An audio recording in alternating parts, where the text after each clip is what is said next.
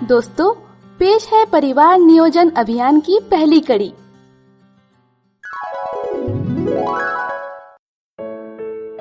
संगीता, आज हम अपने श्रोताओं को कोई कहानी सुनाने वाले हैं ना? हाँ आकाश, एक बहुत ही दिलचस्प कहानी। लेकिन कौन सी कहानी सुनाने वाले हैं हम? बताती हूँ, पर पहले श्रोताओं का स्वागत तो कर लें। नमस्ते, आदाब साथियों। आज से हम शुरू करने जा रहे हैं परी और रेखा की कहानी। तो संगीता, शुरू करे कहानी। बिल्कुल आकाश।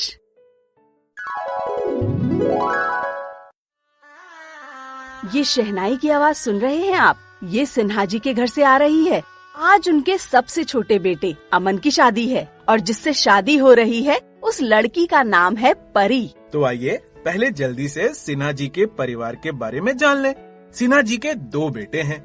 बड़ा बेटा पिंटू, जिसकी शादी 10 साल पहले रेखा से हुई थी। उनकी एक 9 साल की बेटी है। रेखा और पिंटू की जिंदगी में काफी उतार चढ़ाव आए, जिसका जिक्र हम कहानी के दौरान करेंगे। सिन्हा जी की पत्नी को गुजरे हुए 3 साल हो चुके हैं और तब से घर की पूरी जिम्मेदारी उनकी बड़ी बहू रेखा ही संभाल रही है।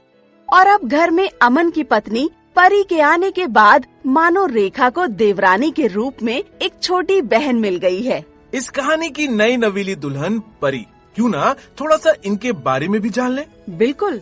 परी अपने घर की इकलौती लड़की है।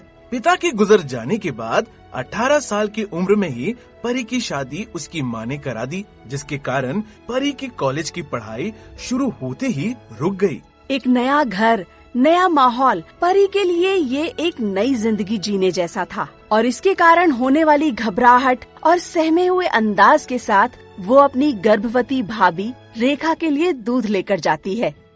रेखा परिवार की बड़ी बहू ही नहीं, बल्कि परी से उम्र में काफी बड़ी है। परी की घबराहट देख रेखा बोलती है, अरे इतना क्यों घबरा रही हो? देखो, हमें अपनी बड़ी बहनी मानो और जब भी तुम्हारा मन हो तुम हमसे कोई भी बात कर सकती हो, ठीक है ना? फिर रेखा परी का हाथ अपने हाथों में रखकर बोलती है, परी, कुछ और बातें भी हैं जो हम तुम्हें शुरू में ही बताना चाहते हैं। शादी का मतलब सिर्फ पति पत्नी का साथ रहना ही नहीं होता, एक दूसरे को समझना, भरोसा करना भी होता है। शादीशुदा जिंदगी की शुरुआत में ही कुछ बातों पर ध्यान देना बहुत जरूरी है परी। अभी तुम्हारी उम्र काफी कम है और अगर तुम देवर जी से आगे को लेकर बात नहीं करोगी तो अगले 1 साल में तुम शायद माँ बन जाओ और उसके बाद फिर वही हड़बड़ी, एक के बाद एक बच्चा। ऐसे में ना उनकी सेहत पर ध्यान दे पाओगी और ना ही अपनी। फिर उनकी पढ़ाई, परिवार की जिम्मेदारी, खर्चा, धीरे धीरे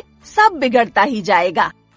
रेखा आगे बोलती है, पिछले 10 सालों से हम इस परिवार का हिस्सा हैं और हमने यही सीखा है कि परिवार नियोजन के बारे में बात करना बहुत ही जरूरी है। एक खुशहाल परिवार के लिए छोटा परिवार, सुखी परिवार, हम दो हमारे दो, ये सभी बातें काफी जरूरी हैं। हमारे पास कोई नहीं था जो ये सभी बातें हमें बता पाए और हम नहीं चाहते कि जो गलतियां हमने की है वो तुम भी करो। इसीलिए हमने जो बोला है उसके बारे में जरूर सोचना। परी सर हिलाकर हाँ में जवाब देती है, लेकिन फिर रेखा से पूछती है, दीदी, क्या आप अपनी जिंदगी से खुश नहीं हैं?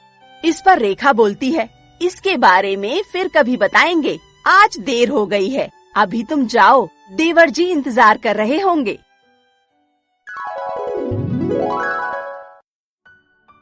क्यों साथियों, कैसी लगी आपको परी और रेखा की कहानी की पहली कड़ी?